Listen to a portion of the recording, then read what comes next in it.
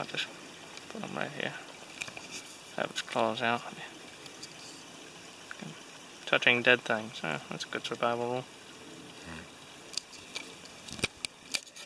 Okay, now these guys are obviously similar to lobsters, kind of related to lobsters, obviously.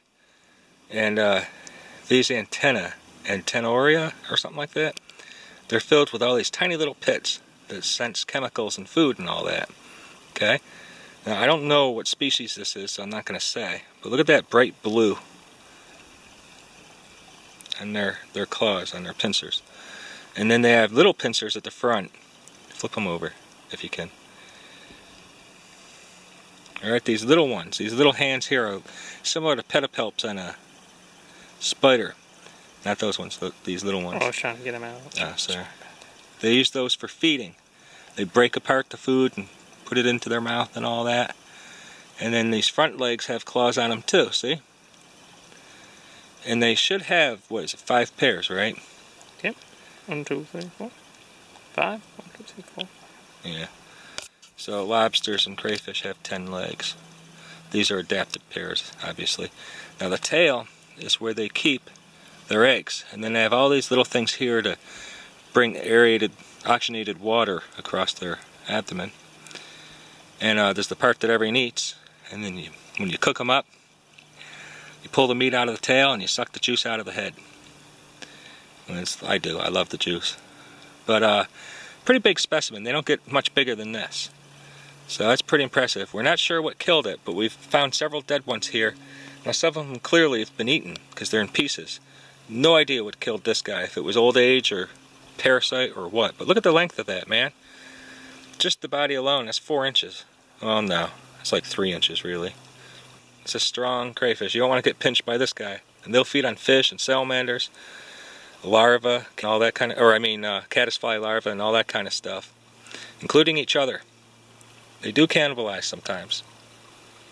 So, pretty cool. And they do burrow wonderfully. These guys will dig burrows. They like to go under rocks. You'll find little stones in the streams and creeks. The more the oxygen, the faster flowing the water, the more of these guys you will find. And you'll find little holes under the rocks. And they burrow under there, and then they like to actually line their burrows. They maintain their houses all the time. If you ever had a pet crayfish, you'd notice they're always working. And they hang out by the burrow at the front of the entrance, waiting for food and, territorial disputes and all that kind of stuff. Yep. You're like, I would look under that drop. Tracy's just sitting there not looking for cover.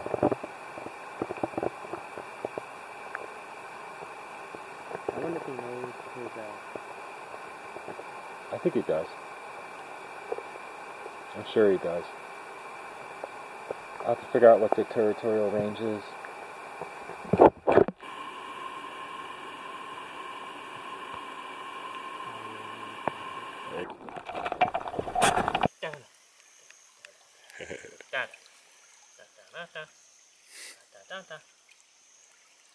Higher up towards the front. Higher, oh.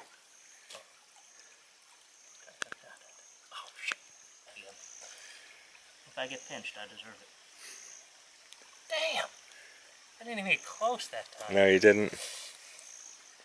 You good? So Che missed this, when I win. So I caught this little frog. What is he? Oh, look at that. Is he juvenile green? Even though he's dark? Looks like a pickerel frog because he's so young. His body shape? Yeah. I agree. It is rather... Uh-oh. Did we lose the guy? Oh, there he is. He's still there. Now you always want to wash your hands in water. Not wash them, wet your hands, sorry. It's a Alaskan thing. In water before you hold these guys, because they breathe through their skins and you'll burn them. That's exactly. Remember what I said about that one finger? Now you're at a difficult angle, so it might not be easy, okay? To twist your hand in such an angle. Damn. Ah. He went up, twisted, and went like this and backed up. Really? It was so fast and cool. It was awesome. He totally knew I was there. Do you want me to catch him or no? You can catch him. Watch me look like a total... Oh no, come on. I distracted him for you. Now I gotta make him swim towards your feet. Oh, okay, great. So you can pinch him. Let me see that. Careful, careful. Good job, dude. Careful. Got him. Good one, man. Alright. Well, kind of cool catch. Here, now you can use your other hand to reposition your grip. Oh my god, he's like right there. Well, now you got, you gotta keep an angle. Yeah. And grab him. See, like if you set him down, he'll grab the... So you grab that stone. Look at that gripping power. Yeah. This is fairly precarious. Yeah, as long as you have him there, they can't get you. Now he'll rub his claws along you, and it's gonna, it could creep you out a bit, but he can't actually get you from that position. Here we go. Same species, but this one's alive. There are some big crayfish in this spot. And the water, as you can see, is not flowing fast, which means it doesn't have a lot of oxygen. So, it's cool that this guy could get so big in less oxygenated water. Look at the grip power of that crayfish. That is a whole rock. Probably weighs as much as him, if not more. Probably more. Solidly holding it. Yeah. Wait. Hold him back up that way. Let me check the tail. No eggs. No eggs yet. Oh well. And look at the size of those claws compared to the arms. Yeah, seriously. Cool. Still got that rock. But let's put him down and see what kind of stuff we can get him doing. Want me to release him? Yeah. You'll try to probably go backwards. Now when these guys flee danger, they swim backwards. Right? They use their tail and back swim, as you've probably seen a million times before in the past. Oop, uh-oh. See how he inverts himself, how he rights his position. Most vulnerable position for most animals is on their back. I don't want to stress the guy out too much. Now, these guys do have a territorial range, so we want him to get right back where he was, so he doesn't have to fight with other crayfish. Something tells me if this guy runs into someone else's territory, he's not going to have to worry a whole lot, though.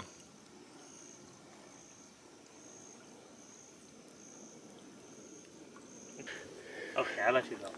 Back near your bar. Awesome. Good job, man. Kind of counted. I mean, you definitely distracted him. No, that was still good, though. Yeah. Where was it? Right over here? Yeah. Put you in the deep part. There you go. Off you go. Thanks, bud. Also, my friend Joe's just reminded me that they molt too, like insects.